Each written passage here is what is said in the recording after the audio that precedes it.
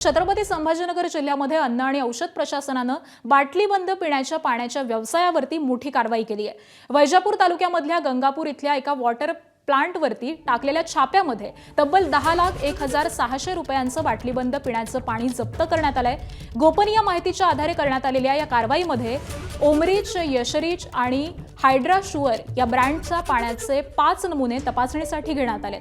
संबंधित प्लांटमध्ये आवश्यक परवानग्या न घेता व्यवसाय सुरू असल्याचं आणि त्याचबरोबर ग्राहकांची दिशाभूल होत असल्याचं निदर्शनास आल्यानंतर एफडीएनं ही कारवाई केली आहे। या प्रकरणी संबंधित उद्योगाला स्टॉप बिझनेस नोटीस बजावण्यात आलेली असून पुढील तपास सुरू आहे। अन्न सुरक्षा आयुक्त तुकाराम मुंडे यांच्या मार्गदर्शनाखाली ही कारवाई करण्यात आली आहे।